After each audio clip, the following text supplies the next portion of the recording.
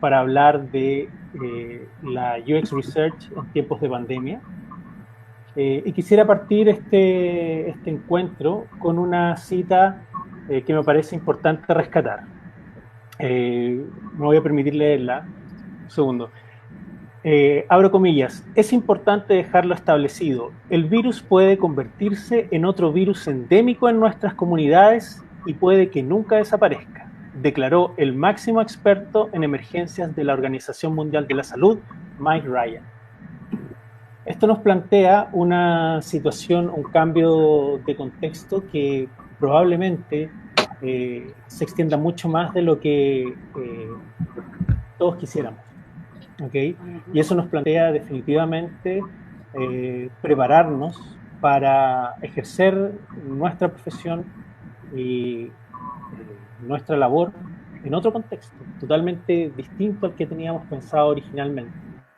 Para hablar de este tema tenemos la fortuna y el agrado de contar con tres grandes invitados.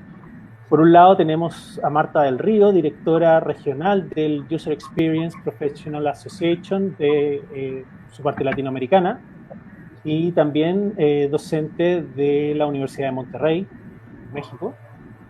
Tenemos a Carlos Carreño, UX Lead Design del BBVA Argentina, más conocido como UX Charlie en las redes sociales, y a Sadi Maureria, director de proyectos de CX Chile.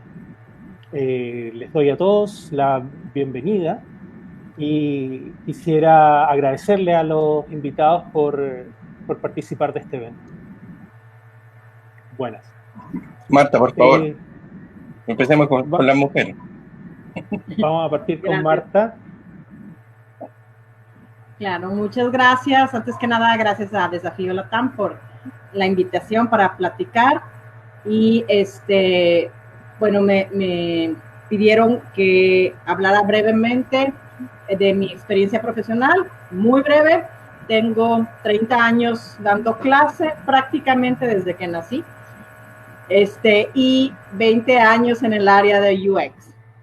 ¿Sí? He trabajado principalmente en capacitación de alumnos en el área de UX en la Universidad de Monterrey, pero al mismo tiempo he sido consultora para Usaria y de ahí mi experiencia en UX.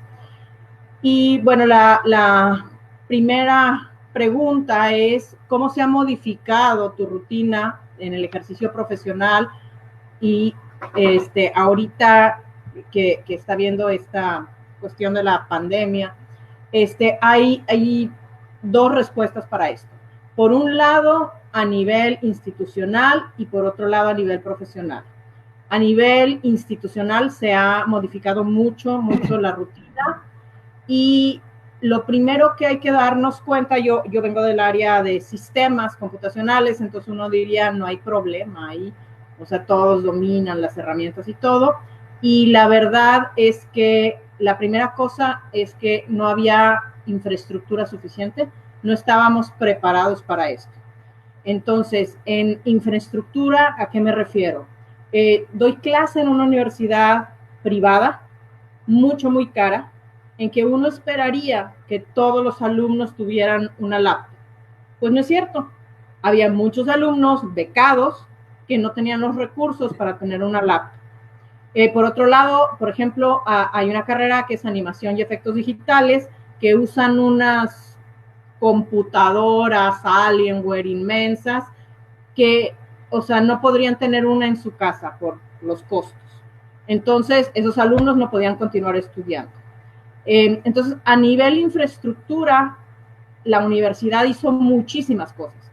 Hizo muchísimas cosas, tales como a los alumnos de animación les dio las computadoras de los laboratorios. Les dijo, ten, llévatela a tu casa.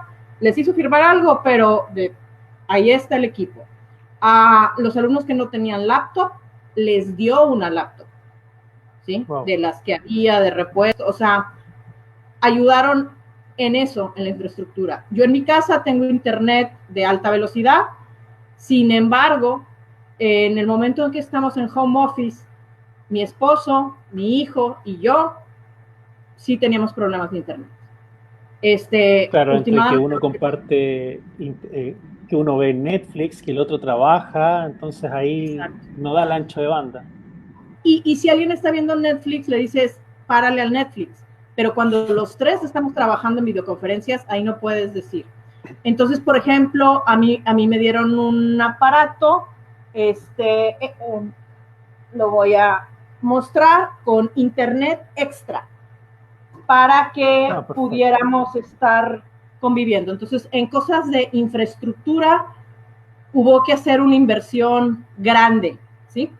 Pero de lo que se dieron cuenta es que el factor humano era el más importante.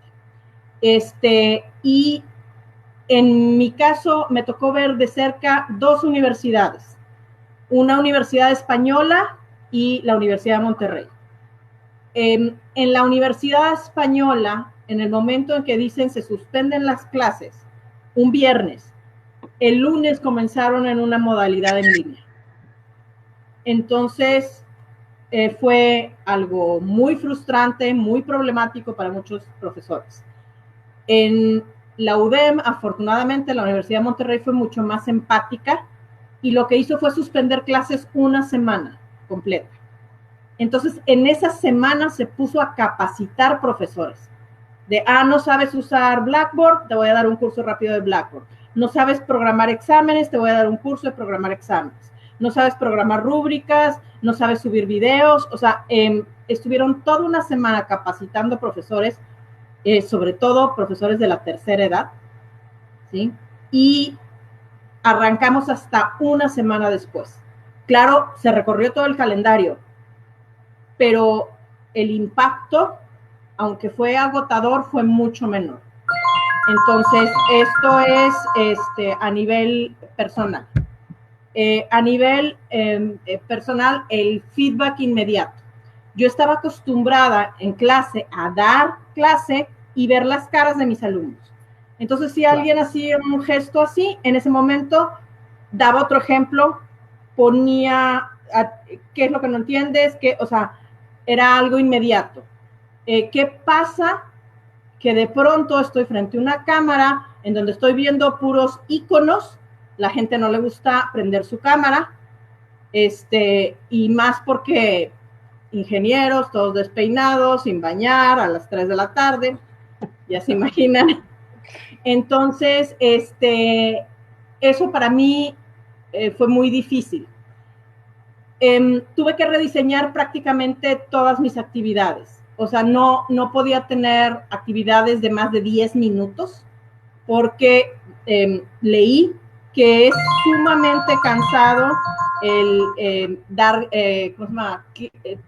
Prestar atención a un video mucho tiempo. Y en la lectura lo que decían es que yo todo el tiempo cuando estoy hablando estoy viendo el lenguaje no verbal. En la computadora tengo que poner mucha más atención. Entonces, por eso acabo agotado en una videoconferencia. Entonces, tuve que hacer actividades de 10 minutos como máximo y luego otra actividad diferente y luego regresar o sea, rediseñé el curso y lo tuve que ir haciendo conforme avanzaba porque estoy a cargo de 5 clases, ¿verdad? Entonces era complicado. Y el tercer punto es la confianza que tenemos que dar a los alumnos. Cuando yo estudié, a lo que nos enseñaban y a lo que nos preparaban era encontrar información. Hoy en día eso ha cambiado completamente. Los alumnos actuales no necesitan encontrar información. Necesitan de toda la información que encuentran discernir cuál es buena y cuál no. O sea, las habilidades que tienen ahora que existe Google han tenido que cambiar mucho. Entonces, las actividades que hay que encargar son muy diferentes. Las actividades son más problemas de la vida real y cómo lo resolverías. ¿Sí? Entonces, esa parte de la confianza que tengo que depositar, los exámenes, por ejemplo, tenemos una herramienta, no sé si ustedes la conocen, que se llama Respondus, en donde el alumno activa la cámara y al momento de activar la cámara, si se mueve y voltea para allá, pita la cámara y me avisa. Entonces tienes que estar completamente viendo la cámara, concentrado mientras haces tu examen, y no te permite abrir ninguna otra pestaña, ventana o demás. Entonces, esa es una opción, pero es sumamente invasiva. Entonces, por ejemplo, yo preferí no usarla. Entonces, eso es algo de cómo se ha modificado la rutina. ¿Qué aspecto de tu trabajo es el que más se resiente en el contexto? Hicieron encuestas a los alumnos y les preguntaron cómo se sentían y dijeron, es que ha aumentado el trabajo, las tareas de manera exponencial. Cuando yo hablé con mis alumnos, yo les dije, miren, yo les di un calendario el primer día de clases, donde estaban todas las actividades del semestre. Y vimos que, por ejemplo, una actividad que era traer libros de la biblioteca ya no se iba a poder hacer porque no podían ir a la biblioteca. Entonces yo no agregué ninguna actividad al curso, más bien quité una. Entonces es menos tarea. Y entonces me dijeron, ¿sabe qué, maestra? Tiene toda la razón, es un problema de percepción. Sentimos que tenemos más tarea, porque antes íbamos a clase, estábamos todo el día en clase conviviendo, y en la tarde íbamos a hacer nuestras tareas en la computadora. Ahora, desde la mañana estoy frente a la computadora tomando clases, entonces siento que es más trabajo, pero es nada más percepción. Perfecto. Pero, Y en el aspecto de investigación, volviendo al tema, ¿qué aspecto crees tú que es el que más se resiente en la investigación de experiencia de usuario, Marta? bueno, primero que nada, tenía yo varias investigaciones en curso que se acaban ahorita en mayo, y una de ellas era de realidad aumentada con olfato. Entonces, esa no hay forma de hacerla a distancia. Claro. Entonces, lo que acordé con los alumnos es, bueno, van a hacer las pruebas con sus papás en su casa nada más. Fue una N de 6 personas y con esto van a entregar el paper. O sea, para efectos de la calificación.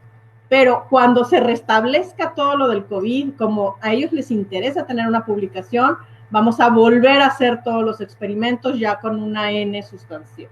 Y eso me pasó con 4 investigaciones, ¿sí? Otras sí las pudimos cambiar en línea, por ejemplo, usando Mago de Oz, una de interfaces urbanas que había que ver presencialmente, esa la pudimos cambiar, pero sí se ha resentido eso. La colaboración entre colegas, la verdad es que nos comunicamos menos que antes.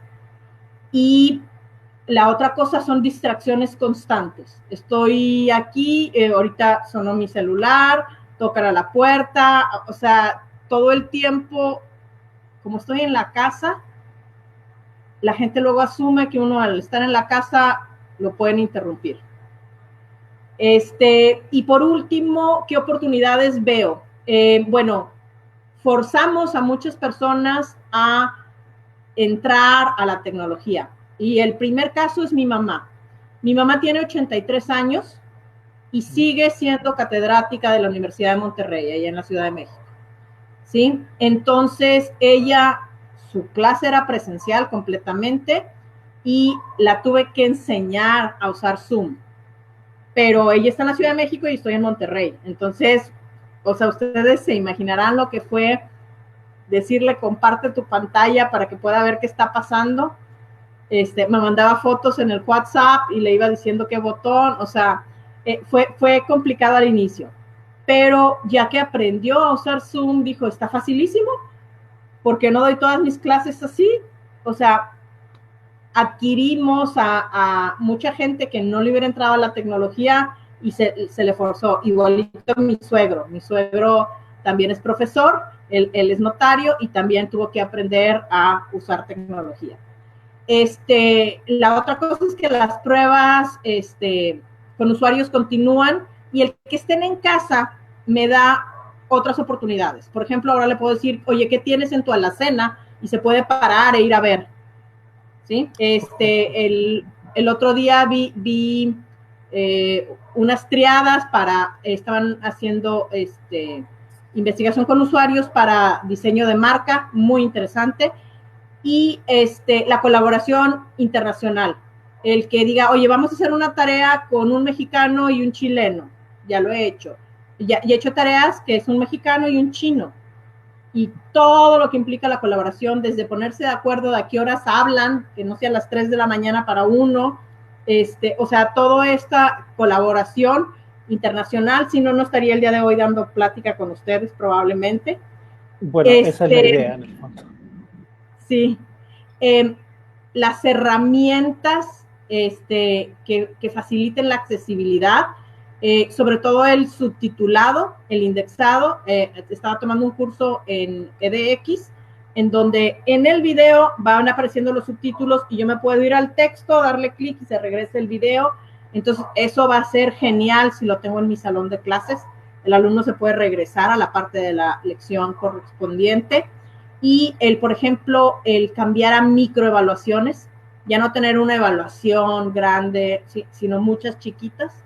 Esas son como que algunos de las cosas que yo veo que pueden mejorar mucho. ¿Qué les aconsejo a los que comienzan en el área? Pues es adaptarse o morir. Lo importante no son las herramientas, es la metodología. Si yo tengo las preguntas bien hechas, no importa con qué herramienta las pregunte. Capacitación constante, y aquí se vuelve muy importante la multidisciplinaridad. Aquí es donde empieza a decir, qué bueno que en mi equipo tengo un diseñador, tengo un ingeniero, tengo un antropólogo, ¿sí? Y pues la cultura de ayuda y de empatía. Eso es básicamente. Muchas gracias, Marta. Vamos a ir viendo qué pregunta nos va haciendo el público, qué pregunta quiere hacerte el público a ti. Y enseguida retomamos el diálogo contigo cuando la gente te quiera hacer algún tipo de pregunta o surjan preguntas entre todos. ¿De acuerdo? Perfecto.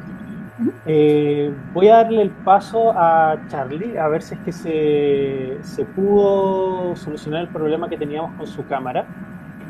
Sí, me voy a desconectar yo de la cámara para darle la cámara a él. ¿Ya? Perfecto. Ya, muchas gracias, Constanza. Mientras tanto, a la gente que siga preguntando, vamos a estar leyendo sus preguntas mientras Charlie nos presenta su experiencia. Hola, Charlie. Hola, ¿cómo están? ¿Me pueden ver bien? No te vemos. Ahí sí, ahora sí. Genial, buenísimo. ¿Cómo están? Bien, acá estamos, Charlie. ¿Cómo estás tú? ¿Cómo te ha ido con el confinamiento, Charlie?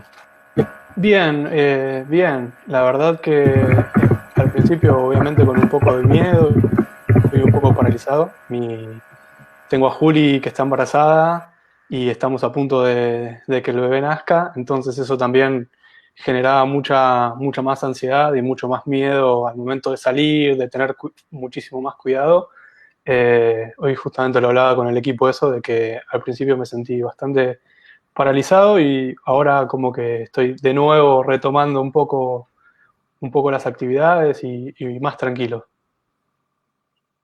Sí, tú me comentaste cuando te hicimos la invitación que el único riesgo que podía haber era que se adelantara el nacimiento. Así que, sí.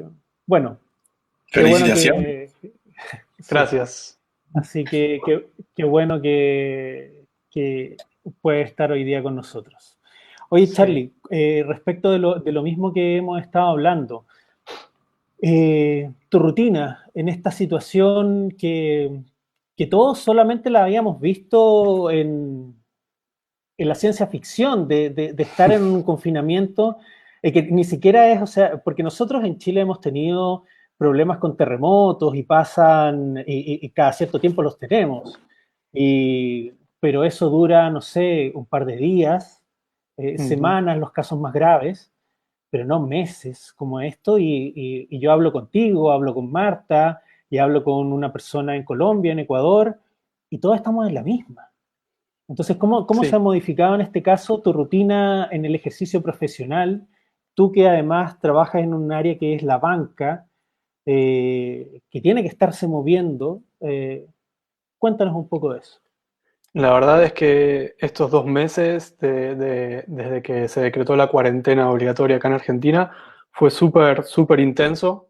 Laboralmente, la verdad que fue súper intenso porque la restricción de poder salir, obviamente, fue acompañada de un montón de normas del Estado que teníamos que acompañar nosotros también como banco. Hay préstamos, atención al cliente especial, mucha gente que no está bancarizada y que necesitaba sacar plata y que la única forma que sacaba plata era a través de la caja del banco, no acostumbrados a usar tarjetas de débitos o cajeros. La verdad es que fue muchísimo trabajo. Sí, obviamente la dinámica del día a día se vio totalmente modificada. Hoy por hoy, también lo hablaba el otro día con el equipo, de que uno se sienta a trabajar y cuando está en la oficina, entre que va a una reunión, a otra reunión, uno camina, charla con una persona, se toma un café, se cruza con alguien. Hoy no, hoy es mucho de estar sentado durante la compu, más allá de tener reuniones. Todo el tiempo. Me doy cuenta de que por ahí pasó todo el día y no tomé un vaso de agua y estuve de las 9 hasta las 6 de la tarde sentado en una reunión tras otra sin cambiar de ambiente, sin refrescarme, sin mirar un poco el sol, no sé. Suena Sin bastante resetearte un romántico, ¿no? poco, Sí, sí, sí. claro. Y O- en eso cambió un montón. La verdad que siento como que cada día termino mucho más agotado, al igual que, que decía Marta. Es como que termina el día y además de que terminó el día, nunca me doy cuenta en qué momento termina. Ahora está oscureciendo temprano también y es como que, wow, ya se hizo de noche. O sea, ¿en qué momento pasó todo esto? Por claro. ese lado, sí. Y del lado laboral también. Mucho más reuniones, mucho más proyectos a los cuales atacar, y proyectos que tienen que salir súper rápido. Entonces hay que ser muy ágil, con el equipo, digamos, con todo el Scrum, trabajando súper, súper rápido porque lo requiere también el momento. Eh, y cuando hablamos de research y de investigación, mucho de lo que son los proyectos que están saliendo ahora súper, súper rápido, se pierde esa riqueza que tiene la investigación de tomarse su tiempo para digerir. Hoy hay que digerir todo rápido y salir rápido, y nada, estamos perdiendo un poco por ese lado. Entiendo, entiendo. Oye, cuéntame, Charlie, respecto a tu trabajo, ¿qué aspecto es el que tú sientes que más se ha resentido en términos de investigación de usuarios? No sé, pruebas de usuario, Sí, un el poco esto feedback que que te da el decía. equipo en vivo.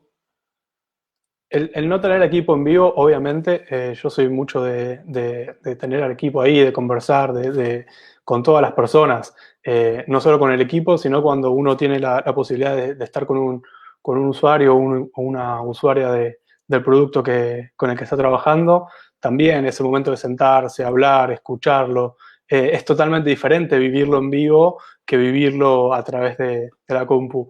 Eh, Igual, por ejemplo, esta conversación que estamos teniendo nosotros no lo hubiésemos tenido tal vez en otro momento. Se dio gracias tal vez a la situación de la cuarentena o muchos eventos que se están dando en vivo y que uno puede participar que antes no podía. No sé, la comunidad de Ixda allá en Santiago, por ejemplo, que está haciendo un montón de eventos, en Buenos Aires pasa lo mismo. Y uno puede ir encontrándose con esas personas, pero no es lo mismo que encontrarse en vivo, ¿no? Ahora Claro, que anunciaron que lo del el Interaction Latinoamérica se va a suspender hasta el año que viene, la verdad que me puse un poco contento y un poco triste porque no va a estar, pero contento porque uno va a poder ir y encontrarse con personas con las que se ve una vez por año. Creo que eso es súper súper lindo también de estos encuentros de la comunidad, y que lo vamos a poder tener.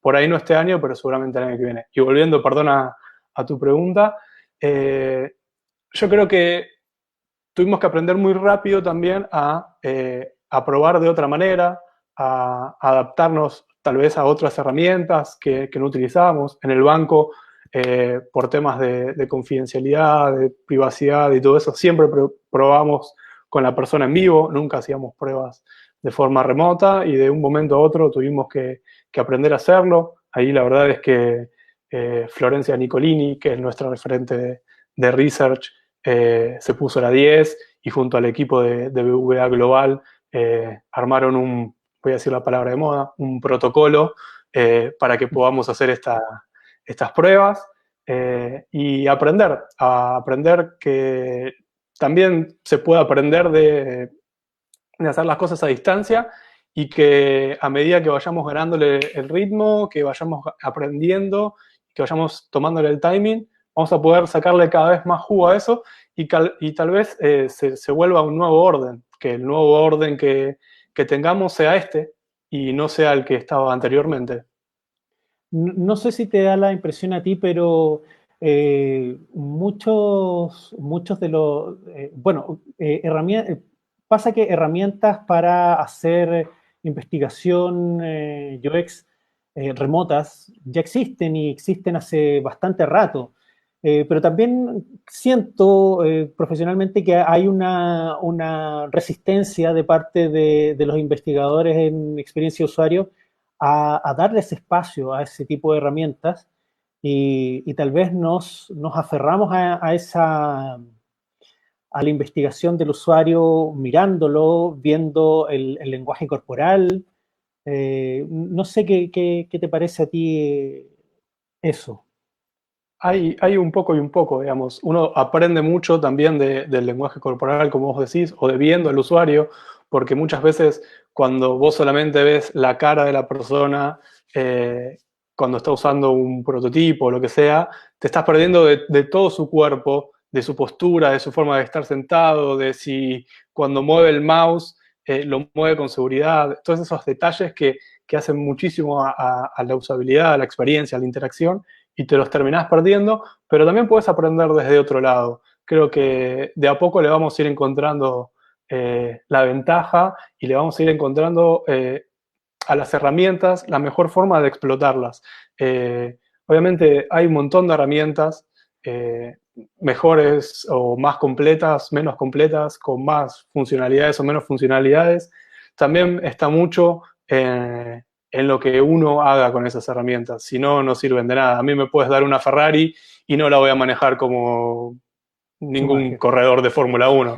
Así que aunque me den la mejor herramienta, si no la sé utilizar, no va a servir de nada. Creo que la metodología, el aprender, el probar y no tener miedo a equivocarse es fundamental. Creo que es la única forma de aprender en nuestro trabajo, que muchas cosas, algunas sí se están empezando a enseñar mucho más en profundidad en las facultades, pero muchos diseñadores que vienen de carreras de diseño, muchas de las metodologías no las vieron, no las conocen, yo tampoco.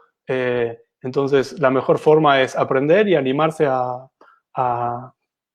equivocarse y aprender de eso. Creo que desde ese lado podemos ganar un montón en esta época porque estamos obligados a trabajar de una manera diferente y ahí hay que aprender.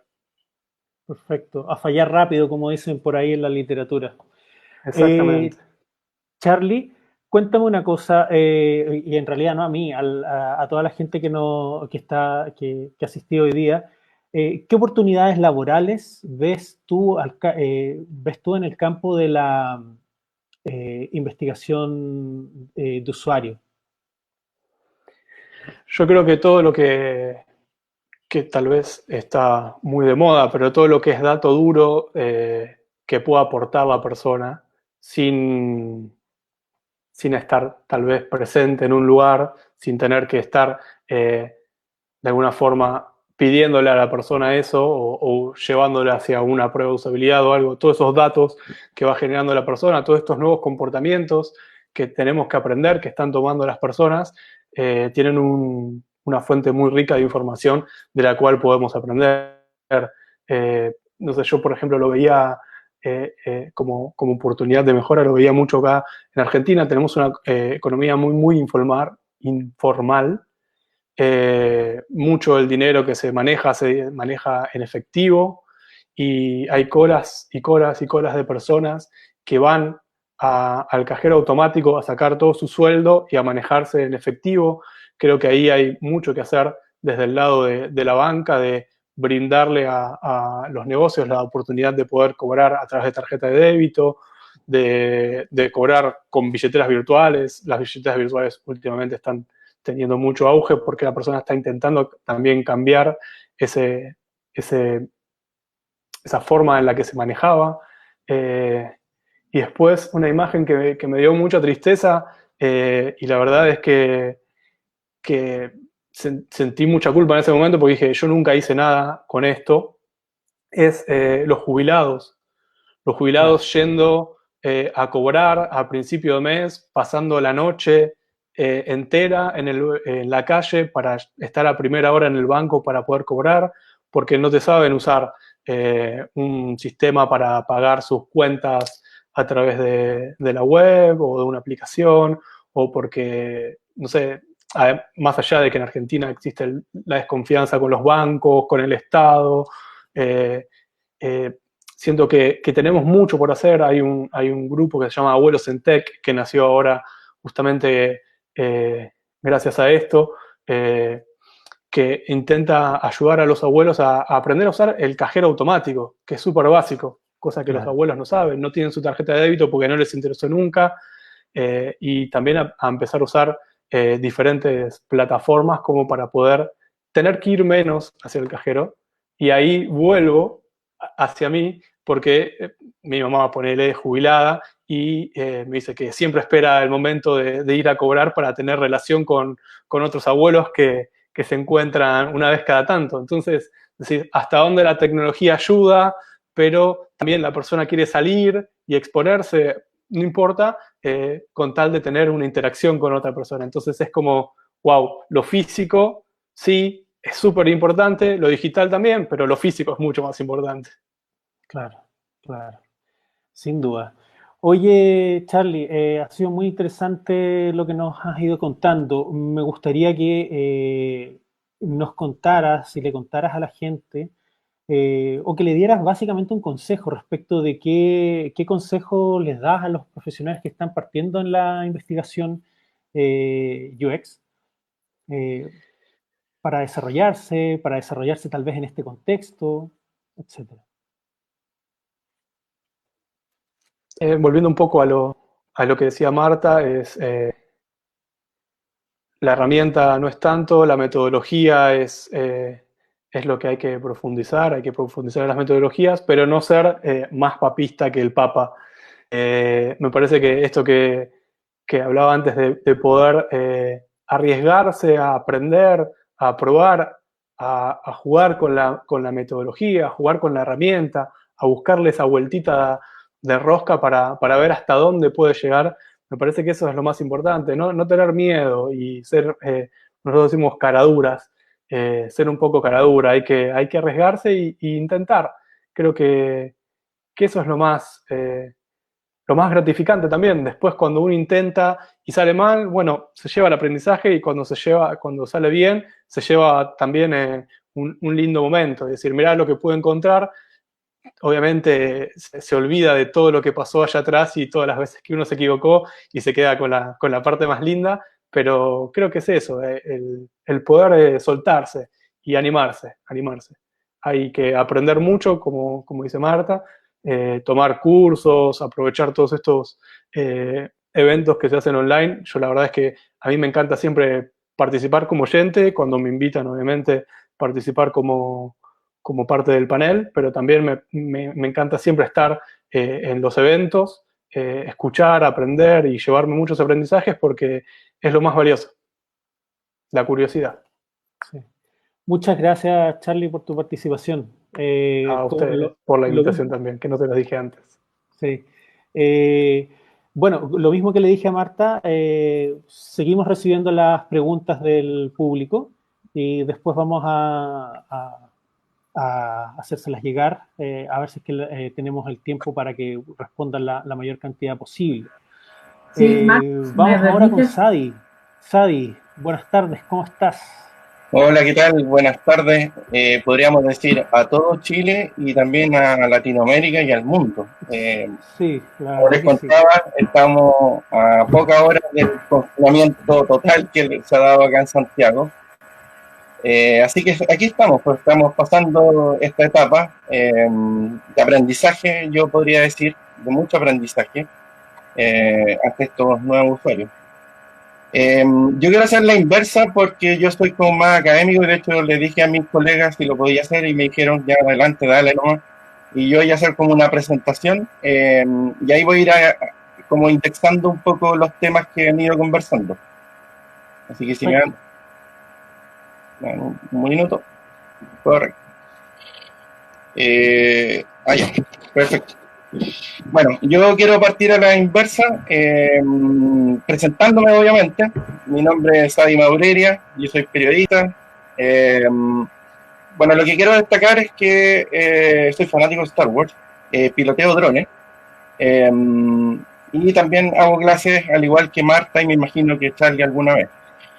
Bueno, quiero tomar las palabras de Marta y de Charlie. Yo, antes que todo, me siento un poco culpable como profesional de la UX. Como dijo Charlie, también, de hecho, me robó las palabras que quería decir, pero las rescato, porque me siento culpable porque efectivamente nosotros como diseñadores de UX me da mucha pena ver a los jubilados haciendo filas y también tenemos que hacer un mea culpa como área. O sea, de hecho, ahí hay aprendizajes que pensábamos que estos usuarios y personas, había mucha tecnología, pero en esta pandemia también nos ha demostrado de que hay también disgregaciones frente a la tecnología digital. Entonces yo quería partir a la inversa, básicamente, que es el UX Research en tiempos de pandemia, y yo la pregunta que quería hacer al tiro, ¿quién estaba preparado para esto? Yo creo que la respuesta es nadie. Y yo creo que ni siquiera el gerente general, ni en el mayor FODA posible, jamás colocó en su fortaleza, oportunidad, debilidad y amenaza la palabra pandemia. Yo creo que aquí hay un tema porque efectivamente, como dijo Marta y Charlie, nadie estaba preparado para esto. De hecho, yo siento que actualmente la humanidad como que no tiene el control absoluto de esto. Siento yo, como ser humano, siento que como que cada día es como un aprendizaje más. Entonces, yo creo que efectivamente nos enseñaron esto, yo me imagino que varios lo han conocido, que es básicamente lo que hizo Jennings, que era básicamente ya, ok, perfecto. Se diseñó el producto, que es básicamente la botella, pero se diseñó la experiencia. ¿Por qué quiero hacer este paralelo? Porque efectivamente, actualmente, estamos ante, yo diría que una improvisación.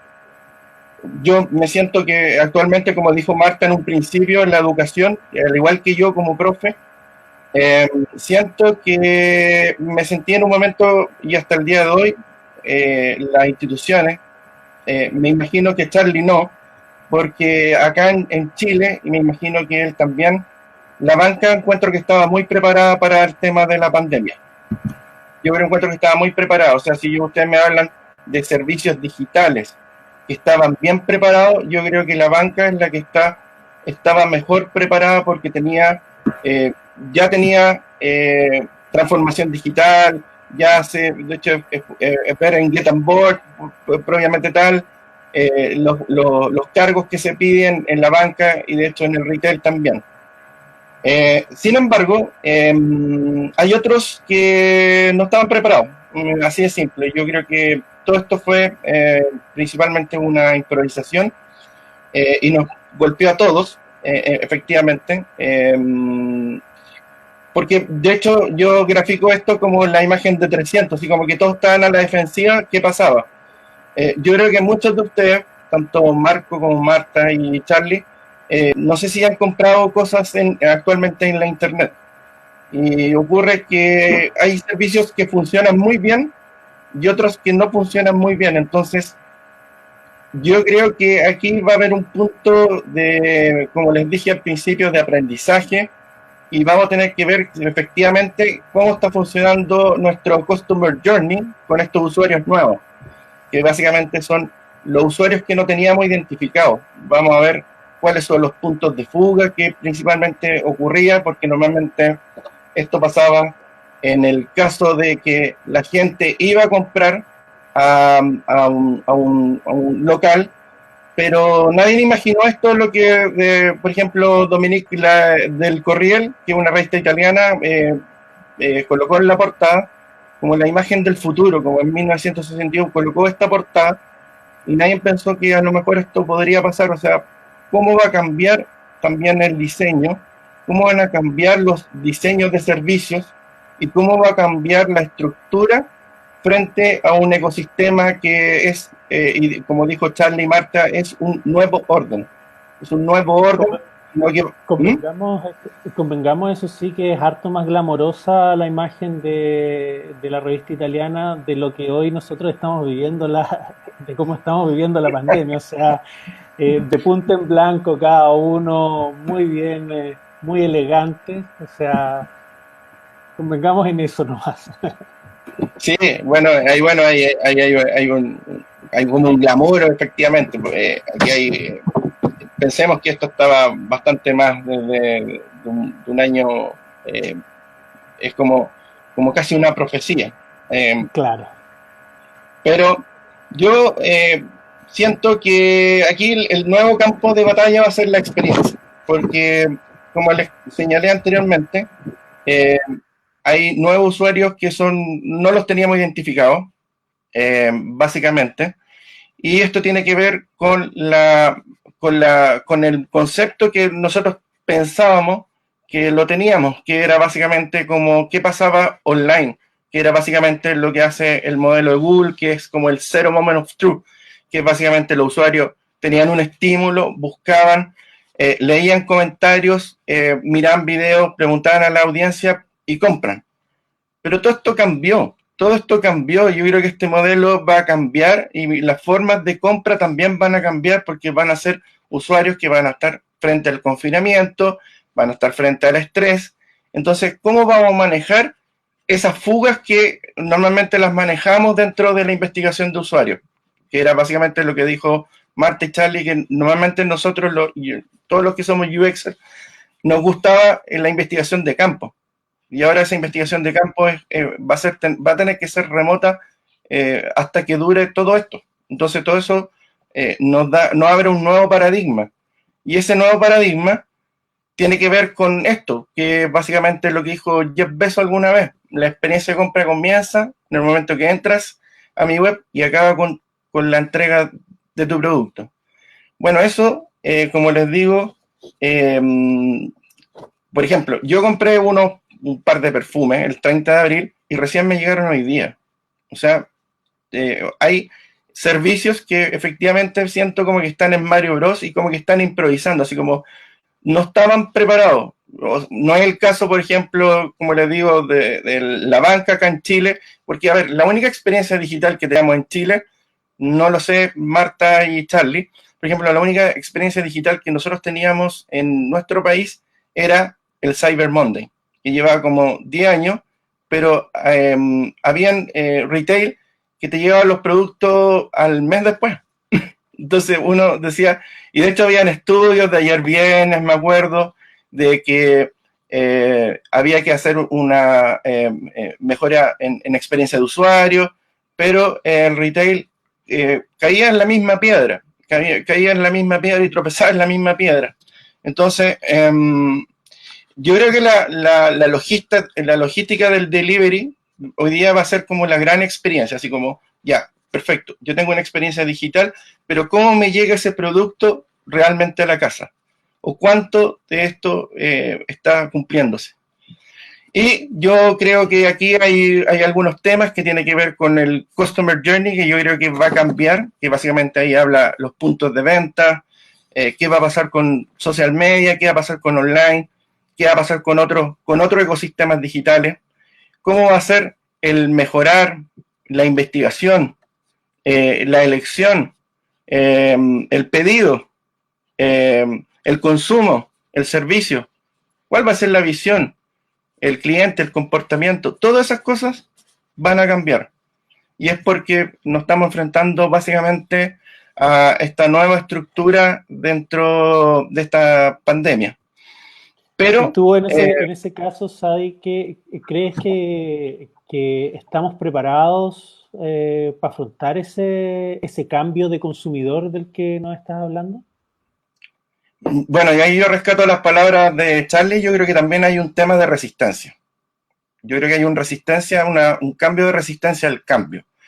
¿Por qué? ¿Por qué digo resistencia al cambio? Porque nuestros padres, abuelos y la gente que podríamos llamar baby boomer, tienen una resistencia al cambio de la tecnología, pero hoy día como que este paradigma cambió y efectivamente ellos van a tener que o subirse al carro o lamentablemente van a quedar afuera. Yo creo que en este minuto vamos a tener que humanizar las cosas, tener un poco más de empatía y por sobre todo colaboración. Yo creo que eso es como súper importante.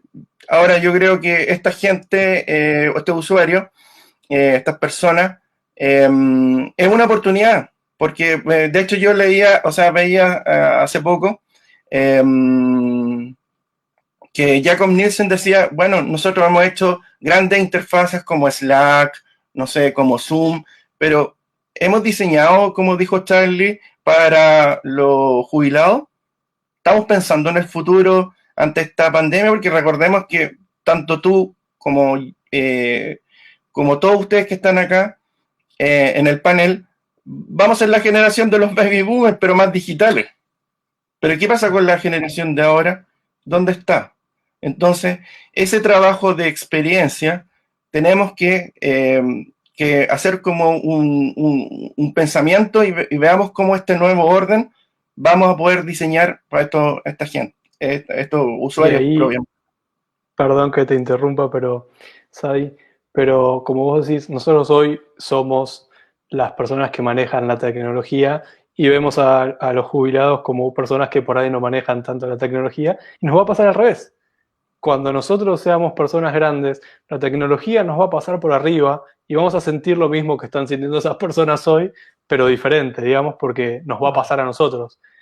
Y otra de las cosas que vos decías es, cuanto a las experiencias, y estabas bastante enfocado en las cosas digitales, pero también todas las experiencias físicas van a cambiar.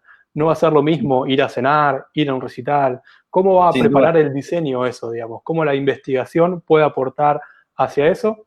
Porque hoy no lo está haciendo también. Hoy no solo lo digital está dejando, por ejemplo, a los jubilados o a las personas que tienen algún tipo de discapacidad física o una capacidad diferente física, también nos estamos dejando afuera del lado del diseño físico, digamos. Los edificios, el transporte, las ciudades. Creo que hay mucho por hacer ahí, no solo desde el lado de lo digital, sino también desde el lado físico. Perdón la interrupción. No, está bien, porque de hecho me complementa a mi último slide, que de hecho voy a mostrar las nuevas herramientas que está vendiendo eBay, que son herramientas de diseño, y de hecho voy a mostrar algunas, cómo comunidades de UX ya se están moviendo con el tema de crear este nuevo diseño, como dices tú, Charlie, porque efectivamente ya no va a ser totalmente diferente ir al cine. Pienso en el cine, en el bar, también en cualquier discoteca. Perdón lo antiguo, pero es discoteca, claro. Bueno, se me cayó el carnet. Pero eso es básicamente como el diseño de servicios va a tener que cambiar, efectivamente. Eso yo creo que es así. Otra cosa que a mi gusto hay un tema que es, bueno, no se ve ese video, pero era básicamente, bueno, les quiero contar porque no se puede hacer play. Es un video bien conocido cuando no se investiga al usuario. Supuestamente aquí hay un refalín y estos niños, en vez de ocupar el refalín, empiezan a tirarse por aquí por esta como goma y no ocupan los elementos. Y eso es cuando no hay investigación de usuarios. Claro, pero eso era cuando nosotros podíamos salir a la calle, pero ¿cómo vamos a hacer ese tipo de investigaciones frente a restricciones, a confinamiento? Yo apelo a que tenemos que saber quiénes son estos nuevos usuarios, que no los teníamos identificados o sabíamos que podrían estar, y tenemos que entender cuáles son estos nuevos aprendizajes. Yo encontré en Global Web Index unas infografías que las quise compartir con ustedes, que es básicamente cómo muestran actualmente la generación, por ejemplo, de 16-23 años, cuál es el actual consumo que tienen en frente a la pandemia. O sea, 16 a 23 años consumen muchos videos online. De hecho, TikTok subió como agüita, y Instagram también. Y también tenemos, obviamente, a los millennials, que también tienen ahí algo que decir y cuáles son los comportamientos. Estos son actualmente comportamientos que estableció una consultora y vio cuáles eran y trazó información frente a cuáles eran los comportamientos digitales de los distintos segmentos frente a la pandemia. Y lo mismo la generación entre 38 y 56, o sea, mucha televisión, que es casi el 45%, y muy poco teléfono, propiamente tal. Hay mucho Netflix, por eso Netflix de hecho bajó el ancho de banda a nivel mundial por todo el tema del excesivo. Bueno, los boomers propiamente tal, es en la televisión, marca el 42%, y ahí hay algunas cifras interesantes que son interesantes de verla y analizarla. Pero en general, yo pienso que, a ver, el tiempo de todo es muy importante en estos momentos. O sea, yo creo que perder el tiempo en conocer los usuarios no es el momento. O sea, toda la investigación al menos, yo creo que lo que debemos entender es básicamente como dijo Charlie, cómo vamos a actuar frente a la crisis. Yo creo que en este minuto, o sea, mi consejo es como hagamos investigación basada en la crisis y respuesta a la crisis, cómo vamos a actuar frente a lo online y offline. Yo creo que eso es sumamente importante. Yo creo que la receta del chef es como, primero, identifique los eventos potenciales, cuáles son los objetivos y comportamientos, y cuál es la relación que tiene la relación entre el producto y el usuario. Eso es sumamente importante porque ahora básicamente va a funcionar bastante lo que es las calificaciones de los productos, cómo son los comportamientos que tienen estos usuarios, etc. ¿Cuál va a ser el impacto de estos usuarios actuales versus los usuarios potenciales? Eso también queda bastante súper importante entenderlo. ¿Cuál es la información necesaria que nosotros debemos tener para saber el impacto sobre los segmentos de los usuarios? Ahí yo creo que también tenemos un tema de temas importantes, por ejemplo, entender cuál es el flujo del servicio actualmente. ¿Cómo vamos a hacer estas investigaciones a través del flujo de servicio? ¿Cuáles van a ser los puntos de fuga? ¿Cómo vamos a controlar el Customer Journey propiamente tal? ¿Cómo vamos a manejar esa información? Eso es sumamente importante. Y lo otro, ¿cuáles son los factores de riesgo que tenemos actualmente como en la pandemia?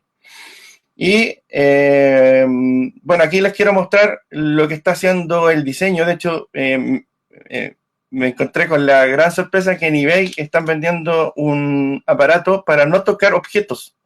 Y efectivamente cuesta $6 o $5 propiamente tal, que es básicamente no tocar objetos a través de la botonera, que va a ser un problema. Por ejemplo, claro, Charlie y Marta, ¿cuál de los dos en la educación?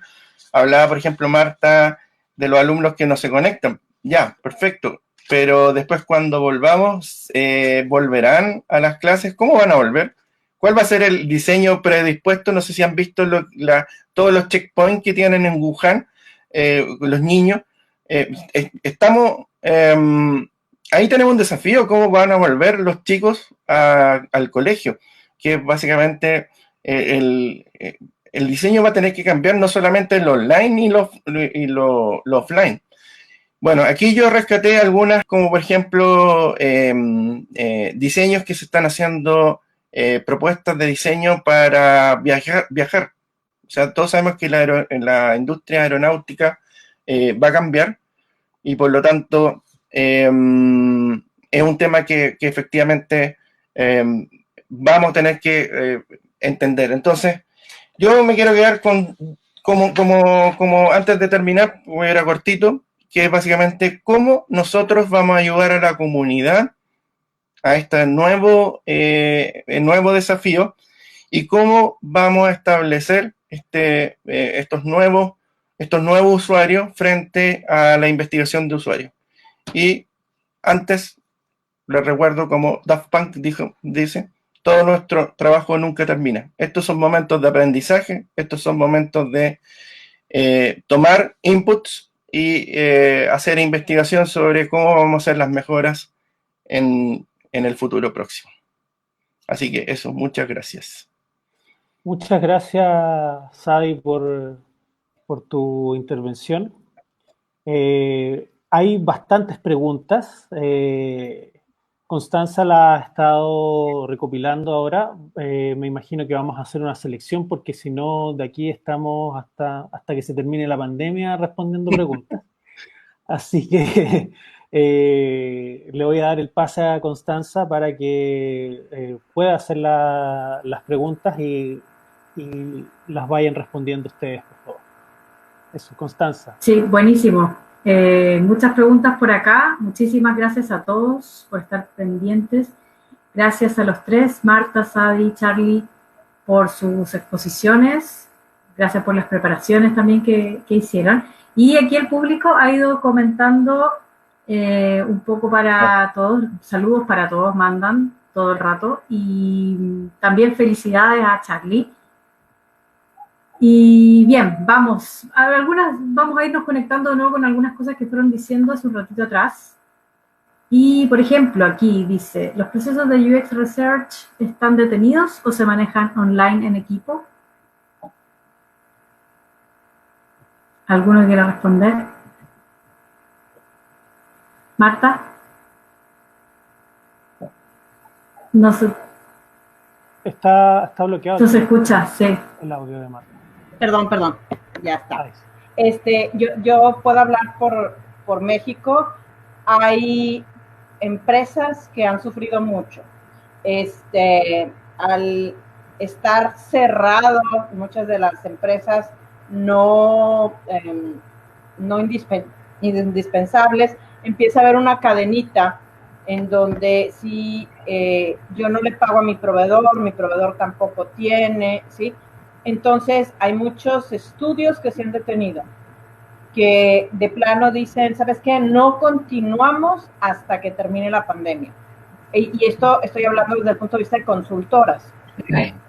Pero hay otros que dicen, continuamos online, o sea, no hay problema. Lo que yo he visto es que las empresas grandes, por ejemplo, BBVA México, continúa con el User Research.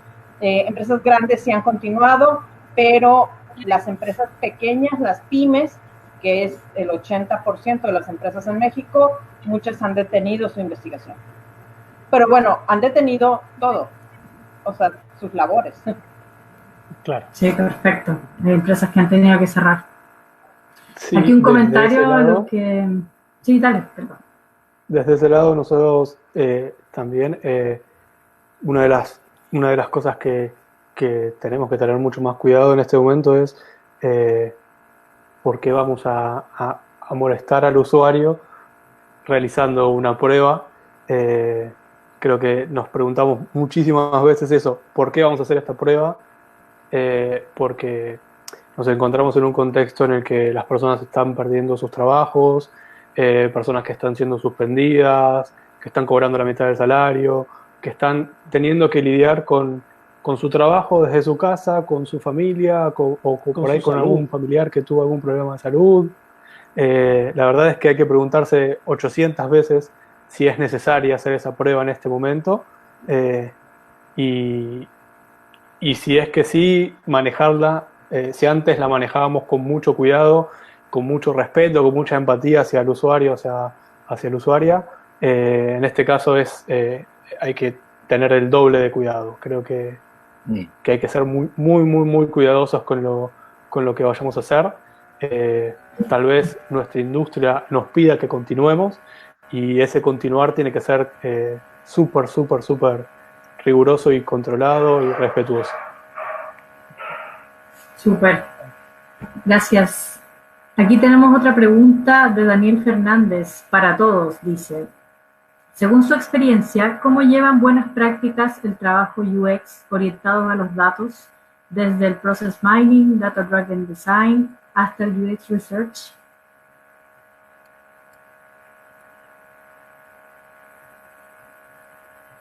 ¿Alguno de los tres que nos quiera contar su experiencia? Si es que se acerca a ella.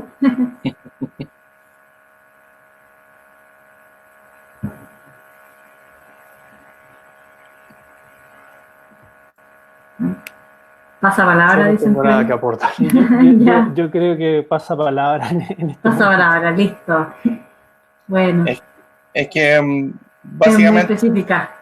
Sí, es que lo que pasa es que, si bien es cierto, los datos siempre están, pero el contexto diferente el que estamos, entonces yo tampoco me atrevería a dar como una metodología frente a ese tipo de cosas.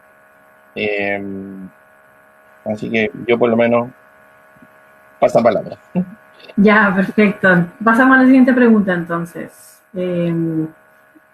Valentina dice, hola Charlie y Marta. Sienten, bueno, es que en ese momento no había hablado Sadi todavía. Ya dice, ¿sienten de alguna manera que existe información que se les escapa al hacer research a distancia? ¿Cómo intentan subsanar eso?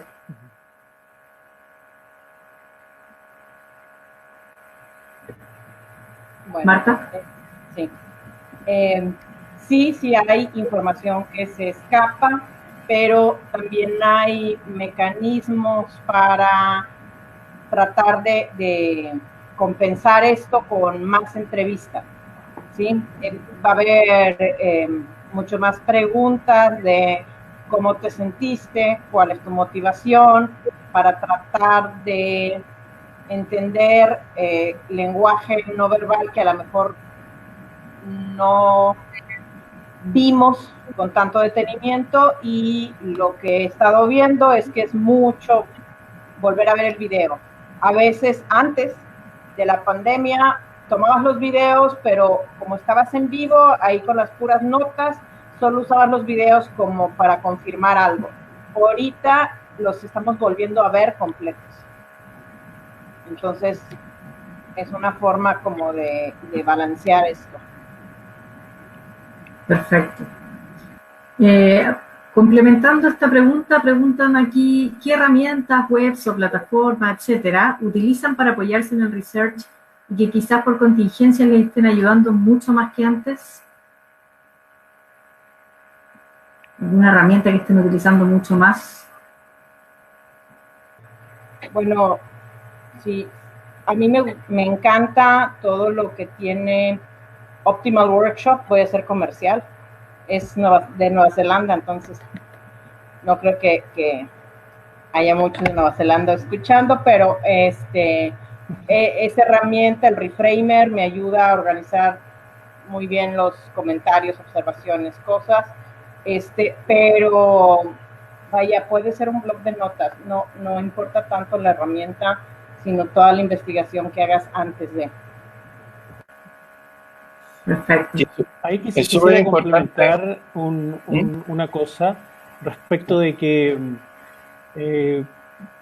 tal vez una herramienta que no está muy arraigada a la experiencia de usuario, pero que sí está arraigada a la entrevista en profundidad, que es una que se llama Atlas TI, que es bastante buena. Y se ocupa mucho en entrevista en profundidad y análisis de entrevista en profundidad. Se ocupa mucho en ciencias sociales. Yo la recomiendo. No es una herramienta muy conocida y muy ocupada en UX, pero sirve bastante, la verdad. Súper. ¿Ibas a decir algo, Sabi? Sí, no, yo también apelo a lo que dice Marta, me imagino que Charlie también pensará lo mismo. Yo creo que más que la herramienta es entender la metodología y por qué queremos saber cuáles son las motivaciones y necesidades que tienen los usuarios. Después escogemos la herramienta, pero principalmente yo apelo a lo que dijo Charlie, hay que tener mucho cuidado con porque estamos ante usuarios que están confinados y estresados. Entonces, no sé si es muy ahora en este minuto el tema de la investigación de usuarios, vamos a tener que plantearlo como tal, porque la gente efectivamente está muy estresada, están confinadas, entonces hay que tener cuidado también con ese tipo de elementos. Perfecto. Exacto. Volviendo a la pregunta, hay que tener mucho cuidado en cómo interpretamos esos datos y en los datos que se nos den, ver cómo los llevamos hacia el futuro, porque la circunstancia que nos toca vivir es una circunstancia totalmente especial, totalmente diferente, y los datos que podremos llegar a obtener, esto obviamente estoy diciendo una hipótesis porque no estamos hablando de un dato en particular, pero los datos que podemos llegar a obtener, los comportamientos que pueden llegar a tener las personas, van a ser totalmente diferentes a cómo fueron, a cómo son ahora y a cómo van a ser en el futuro. Es muy difícil, creo que hoy por hoy, trazar una línea de cómo va a ser, porque no sabemos cómo va a ser. Sí, muy cierto eso. No se sabe, es totalmente incierto lo que puede pasar. Entonces yo sería más mesurado y mejor vivamos en el día a día, y yo creo que estos tres conceptos que tiré, que es básicamente como ya empaticemos con el usuario, humanicemos las cosas y seamos colaborativos frente a lo que está pasando, porque lo que decía Charlie, también hay personas que están perdiendo el empleo, si eso es no menor, entonces sí va a afectar todo el orden social, económico, de cómo estamos haciendo las cosas. Entonces, yo creo que la gran es empatizar ahora en este minuto y sacar input de aprendizaje. Súper buenos consejos a eso. Alguien pregunta por acá, Yaneli, ¿cómo abordan temas sensibles que puedan ser difíciles de tocar, como por tabúes o prejuicios en un research? ¿Les ha pasado alguna vez? Sí, yo hice hace tiempo una investigación, bueno, lo voy a citar a don Eduardo Aguayo. Hicimos una investigación, bueno, él es co-líder de IXDA Santiago, o líder, no me acuerdo, o líder regional, ya no me acuerdo. Ya, bueno, el tema es que con Eduardo hicimos una investigación de usuarios en un hospital. Y de hecho nosotros el cliente que necesitaba que mejoráramos las interfaces para los médicos, algo súper complejo, y habían datos como, por ejemplo, enfermedades que son, bueno, acá en Chile el tratamiento de las enfermedades como, no sé, VIH, enfermedades de transmisión sexual, o enfermedades más personales, los datos acá son privados. Y de hecho todo el proceso de diagnóstico es reservado. Entonces, ¿cómo reflejábamos eso frente a una interfaz? ¿Cómo reflejábamos eso frente a lo que requerían, en este caso, nuestros usuarios, que eran los médicos, los enfermeros, los paramédicos? ¿Cómo anotaban los datos y datos sensibles?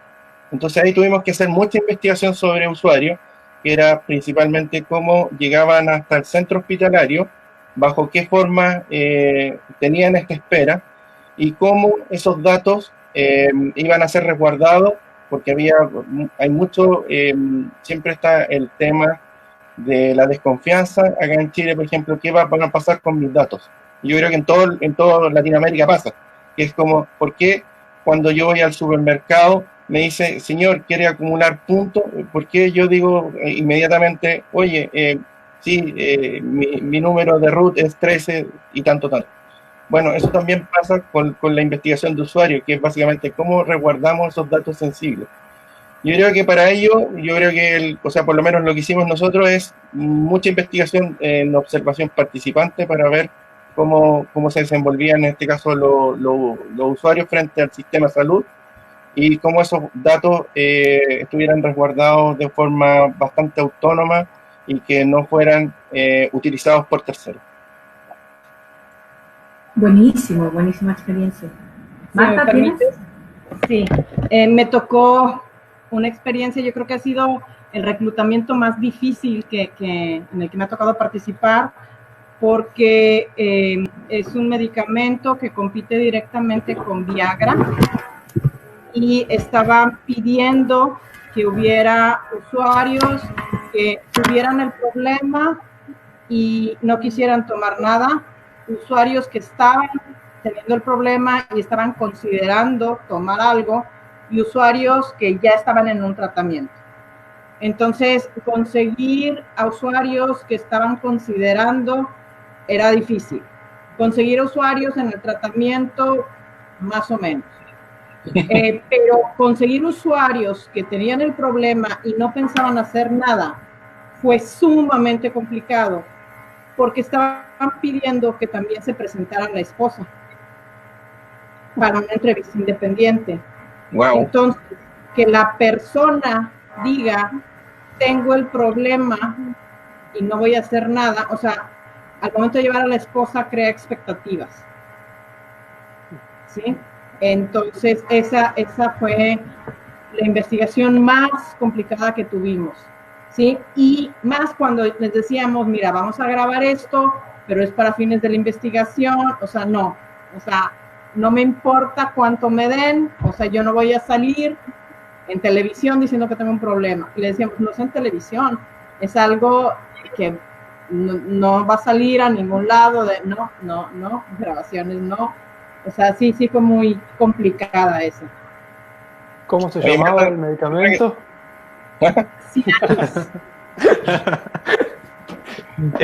Ahora, no iba a decir nada, pero ahora que Marta empezó, yo trabajé varios años en la industria del porno.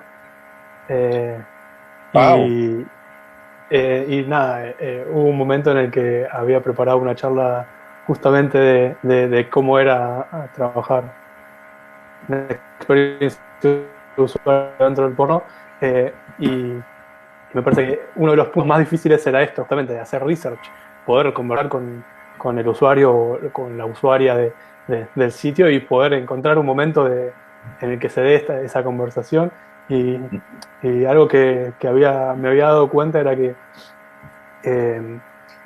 en un contexto súper relajado, en un proceso de investigación totalmente informal, porque no era una investigación, salíamos a tomar algo en un asado, en una charla con conocidos, con amigos, había un montón de información que te brindaban, y que si estabas atento en ese momento a escuchar, era súper genial los insights que podías encontrar.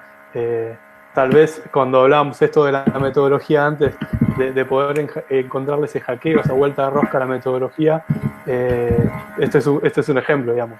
Poder hacer entrevistas tal vez en profundidad o no tan en profundidad, porque a veces la charla se daba o no, pero a veces en unos comentarios muy chiquitos que por ahí se volvían repetitivos entre personas, podías encontrar un insight copado para trabajar en eso.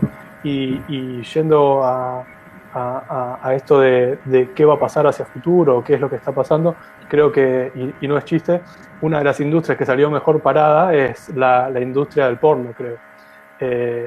Hoy es una industria que todo el tiempo está mirando un poco más allá, que todo el tiempo está intentando un poco más allá, desde los principios de Internet, digamos. Hoy los bancos estamos utilizando el mismo protocolo para hacer transferencias de dinero, que es el protocolo que un loco en su momento utilizó para cobrar el primer dinero que se cobró en Internet a través de una transferencia con tarjeta, un pago electrónico.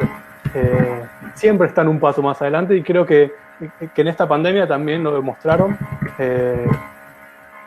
Hay muchos avances que permiten romper esa barrera entre lo digital y lo físico, y que creo que cada vez vamos a ir más a eso, y hay mucho que mirar en esta industria, la verdad.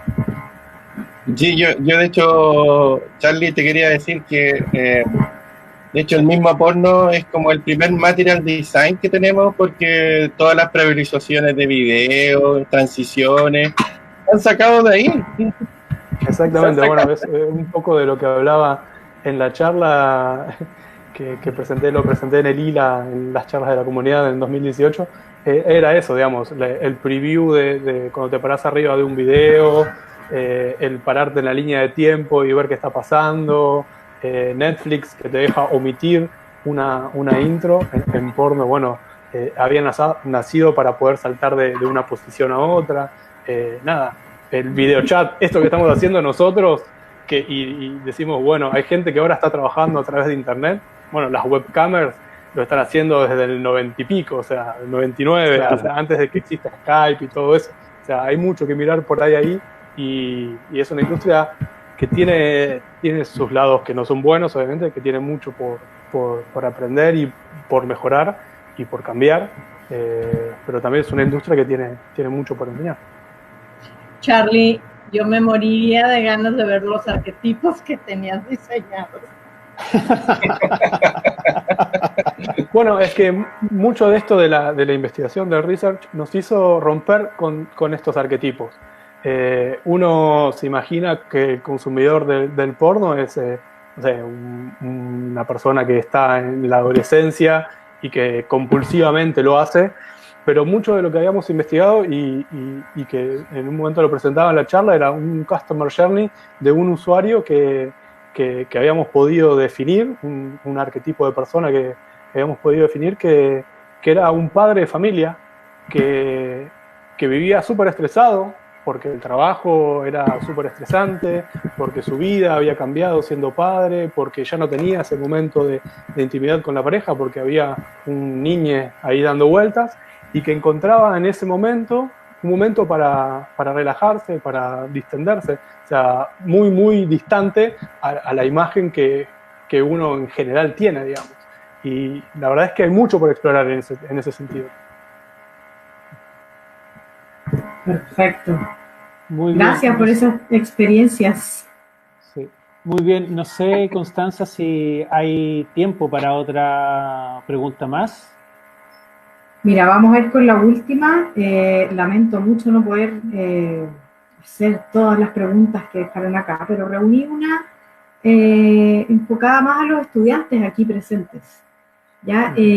Varios preguntan qué consejos dan para dar el salto, en el caso de diseño gráfico, cómo dar el salto a UX y cómo puede convivir el UX con el branding.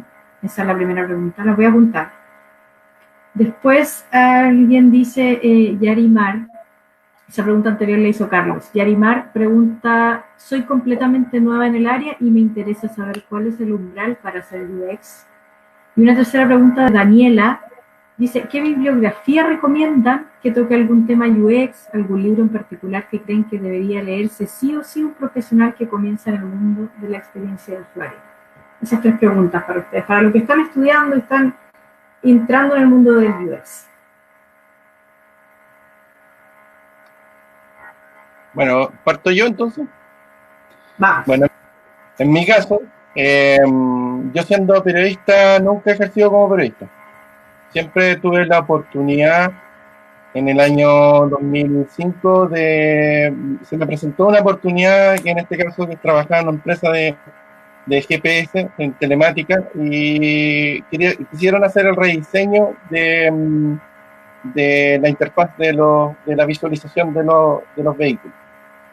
Yo creo que para todos los que están actualmente en esa disyuntiva, si les gusta comunicar y hacer las cosas mejor para el usuario, den el salto. Como yo creo que varios de los que estamos acá lo fuimos dando pasito a pasito. Yo de hecho yo me acuerdo que en ese tiempo era usuario de Twitter y en este caso le dije a Juan Carlos Camus, le dije, ¿qué libro puedo yo leer para introducirme en esto? Y me dijo, oye, mira, yo tengo un libro de un oso. Yo dije, ¿un libro de un oso? Sí, y me dijo, léete este.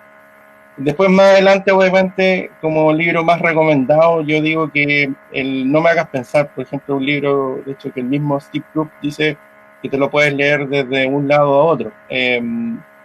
Yo creo que dar el salto cuántico, y con respecto a otra pregunta que había como en el branding, yo creo que si uno cambia un botón en una interfaz, cuando yo tengo la oportunidad, yo también estoy haciendo UX. No se necesita tener un rótulo así como, oye, yo soy diseñador UX, podemos hacer que las cosas funcionen de mejor forma y que los usuarios lo entiendan. Eso como básicamente, es como me siento un poco comprometido de hacer así como dar una mención, como cómo es la mejor forma. Yo creo que la mejor forma es que te apasione esto, como yo creo que tanto Marta y Charlie le apasiona.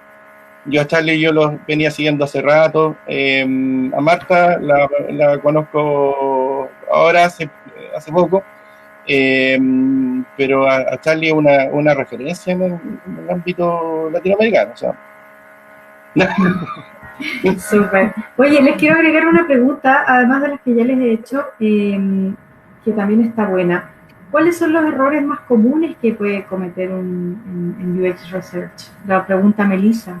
Y Paulina pregunta, ¿qué es lo más duro que les ha tocado? A ver, alguna experiencia de aprendizaje interesante que hayan tenido, que les haya marcado. Yo contesto la parte de los errores y les dejo a mis compañeros la parte de lo más duro que les ha tocado. Creo que el principal error es confundir UX con UI. Mientras alguien esté haciendo wireframes, es UI. Para cambiarse a UX, tienes que empezar a tomar decisiones estratégicas. En el momento en que yo dejo de hacer el wireframe que me pidieron y empiezo a ir con mi jefe a una discusión de por qué el botón debe ir acá y lo llevo respaldado por, aunque sea 3 pruebas de first click testing, ahí yo ya me estoy moviendo hacia UX. Entonces, es la forma de subir en una empresa. Empezar a dar valor agregado, no ser operativo, sino empezar a aportar cosas de valor. Entonces, eso es lo que yo recomendaría. Súper. Buenísimo consejo. Gracias, Marta. Y bueno, Charlie, ¿nos puedes contar algo que te haya tocado, un aprendizaje que te haya marcado? Voy a volver un poquito para atrás, perdón. Bueno. Volviendo a esto que decíamos de los errores, creo que uno de los mayores errores es enamorarse rápido de un insight que encontramos por ahí y querer ir a una prueba o a una investigación a comprobarlo y comprobarlo. Creo que lo que más tenemos que hacer es intentar que nuestras hipótesis se vean refutadas o intentar generar muchísimas nuevas hipótesis para poder encontrar más datos. Pero esto de encontrarse rápidamente enamorado con una solución, con un hallazgo, creo que eso es uno de los errores que más cometemos, que más cometí también yo.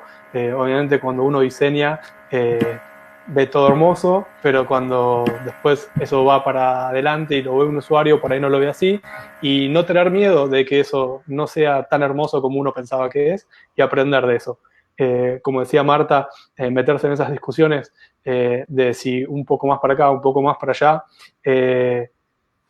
Yo siempre digo lo mismo, no existe el diseño perfecto, hagamos variantes, probémosla, veamos con mediciones qué es lo que está pasando y ahí, a partir de eso, definamos. Creo que eso es muy importante también. Un libro, que volviendo a otra pregunta más anterior, un libro que recomiendo mucho. Soy muy apasionado de lo que es Behavioral Economics o Economía del Comportamiento, y creo que hay dos libros que para el diseñador van a ser muy, muy útiles. Uno es Pensar rápido, pensar lento, de Daniel Kahneman, y otro es Un pequeño empujón o nudge, de Richard Taylor. Creo que hablan de cómo las personas tomamos decisiones, de cómo son los procesos de toma de decisión y cómo podemos influenciar a las personas a través de diferentes estímulos, y que día a día en los productos digitales y también en los físicos lo vemos, lo vivimos, y que si empezamos a tener esos conocimientos podemos generar muchísimo más impacto en la vida de las personas. Para bien, esperemos.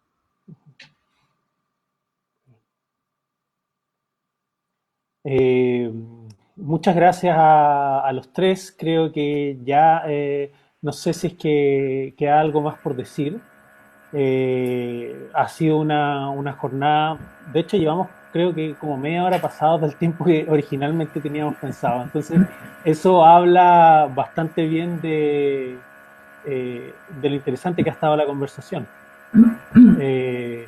Bueno, por mi parte, nada más que agradecerles nuevamente a ustedes por aceptar esta invitación, y agradecerle a toda la gente que nos ha estado viendo hoy día, que ha sido bastante y han participado mucho.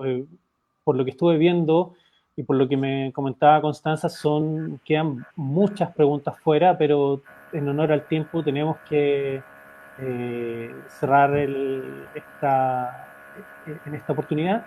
Marcos, Sí. Dime, por aquí una persona pregunta que se perdió una parte del webinar, si la vamos a subir, ¿sí? ¿Ya? Y si acaso en las redes de Desafío Latam va a estar este webinar. Perfecto. Que quedó grabado, para quienes se lo perdieron y no pudieron escucharlo completo. Súper buena aclaración, Constanza, para todos los que se lo acaban de perder. Pero bueno, como les decía, muchas gracias a los tres. Ha sido un gusto, ha sido un placer conversar de esta situación, que es bastante estresante, pero ha sido muy ameno. La idea precisamente de esto era hacer algo bastante ameno y que fuese un refresco a esta situación de incertidumbre y de estrés en la que nos encontramos. Así que, Marta, muchas gracias por tu participación. Sadi, muchas gracias por tu participación también. Y Charlie también, nada más que agradecerle a los tres. Nos vemos, espero que sea la primera de muchas gracias a ustedes. Colaboraciones. Gracias, claro que estén bien. Muchas gracias, nos vemos. Nos vemos. Un abrazo, que estén bien, chao, chao. Chao, chao. Chao.